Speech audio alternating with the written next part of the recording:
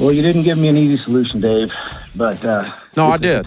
I gave you the easiest possible solution. It's going to be quick and painless.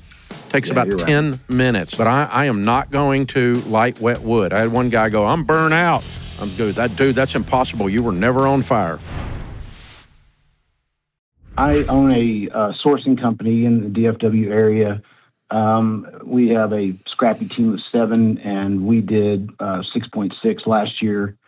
And we've grown to the point. We've grown a little bit faster than my skills have been able to prevail, I guess, as far as hiring and training and things like that. And so my question kind of revolves around the concept that I guess I would describe as, do I have unrealistic expectations of my team members? Really, I don't expect them to be able to do exactly what I do at the same level, but the effort level, that's kind of what I'm struggling with.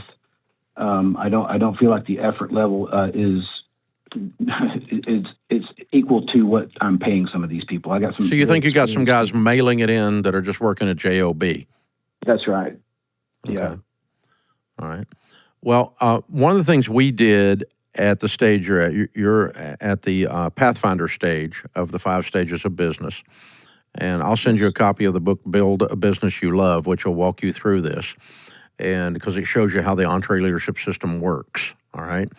Now, one of the things we did when we were at this stage was we had to start identifying what the values were that drove me. Mm-hmm. How did I make a decision on something? And so we ended up with 15 or 16 core values. Over the years, we have wordsmithed them and realized some of them were redundant, rolled them back in. Today, we have 14 core values, and they're all over the building. They're plastered in the stairwell. They're plastered on the walls. We talk about them in staff meeting. One of them is that you're self-employed. Treat this place like you own it. You care about the customer like you own it. You care about getting the work done like you own it. You care about excellence like you own it. If you're walking through the parking lot and there's a piece of trash, if you own the place, you'd pick up the trash, not step over it and say, "I sure hope maintenance will get this." Right. You pick it up if you're the owner. If you're the owner and chairs need to be moved, you move chairs. If you're the owner and a truck needs to be unloaded, you unload the truck. You have a sense of ownership emotionally, and that is a core value. That is who we are at Ramsey. And we tell you when you join Ramsey that if you want to be a we, these are the core values. One of them is a sense of self-employment. We're all self-employed. We all work for ourselves, and we're going to treat this place like we own it all the time. If you can't do that, you can't work here because you're not a we. Right. We do that. And if you're not a we, you're not a we. You don't work here.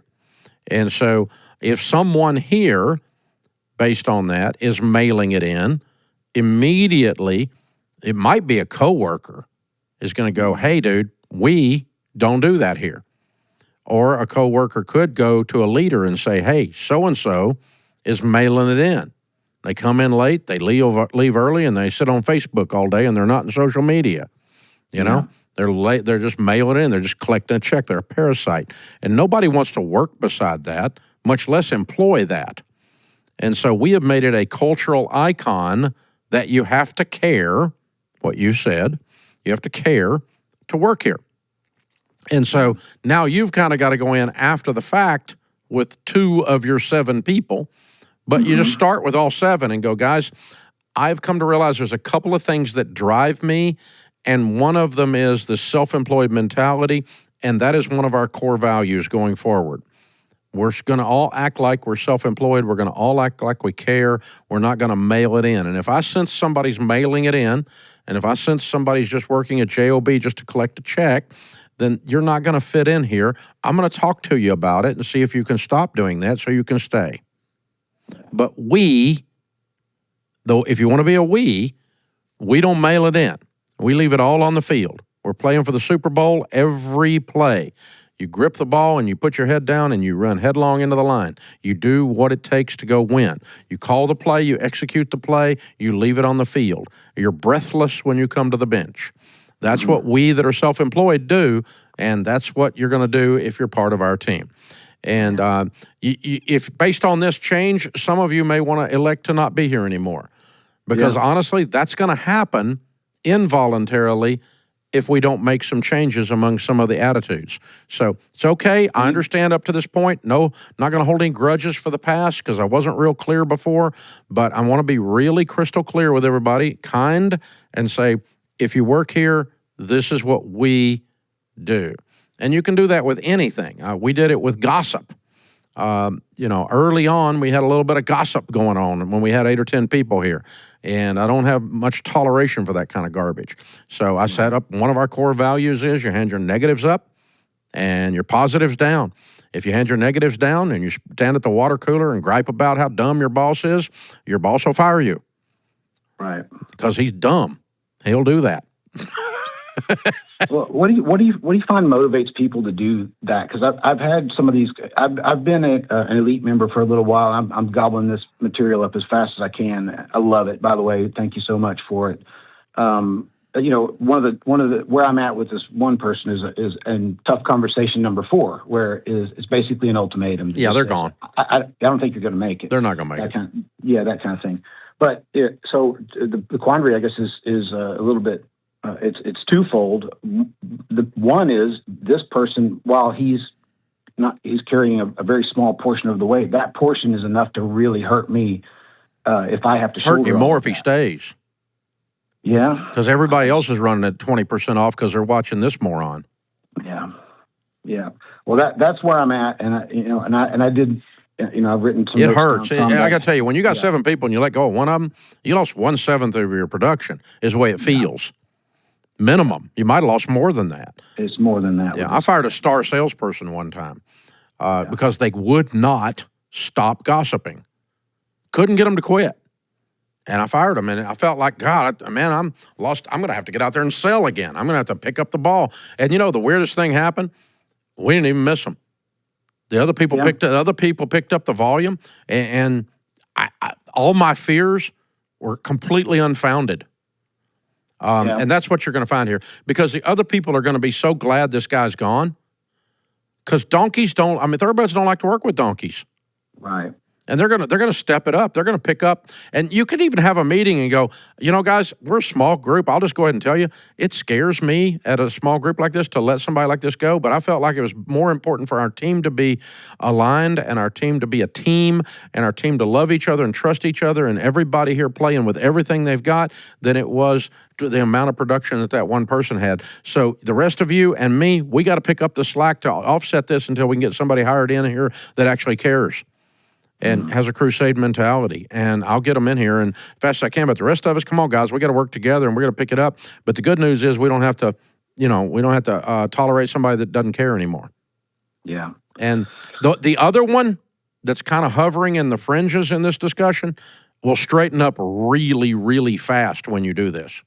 Yeah. And start being aggressive and trying to make sure they don't fall into some of those same traps. This guy has a great.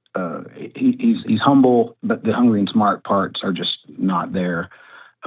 He's plenty smart. He's a likable slacker. That's right. Yeah, exactly right. So you go, well, he's friendly. Everybody likes him, but they don't respect him. That's what you'll find when he leaves. You have to create rules that you shouldn't have to create, like respond to the customer within 2 hours. Hello. I don't need to tell you that. That should be automatic. Right. Answer the phone. I'm just putting holes in the dam, Really, this is not hard work here. And so you want to do real work, go to get a shovel. But this is not hard work. Answer the phone. I get it. This is the stuff that goes on inside my head. So I understand. But you're going to find the rest of the team is going to fall in love with your quiet, gentle strength, where you take action. You're a man of action, and we have a set of standards, and we all adhere to those standards. I do, and you do, and you do, and you do, and we do. And if you're a we, this is how we are going to do it. And I'm really sorry we're down right now. I'll get somebody in here as quick as I can. The rest of you, come on, let's join hands and let's pick this up. Let's not miss a beat. And here's the thing, they won't. Because the calories they're burning watching him not working right now will be used to get new customers. Well, you didn't give me an easy solution, Dave, but no, I did. I gave you the easiest possible solution. It's going to be quick and painless. Takes about 10 minutes, and he's gone. Sit down gently first thing in the morning and go, dude, this ain't working. I've begged you, and I can't beg you. Here's the thing. I always get a question when I'm doing EntreLeadership. How do you motivate people? You don't. You hire motivated people, and you get out of their way. But I am not going to light wet wood. I had one guy go, I'm burnt out. I'm good. Dude, that's impossible. You were never on fire. Yeah, and that's exactly where we are. And I'm sorry. I wish I could fix this guy. You wish you could fix this guy. But one of the things you're going to learn in leadership is you're not responsible for other people's activities. All you're responsible for is managing them. You can't make them care. You can't make them smile and be happy. You can't make them push. That's an internal decision, not an external decision.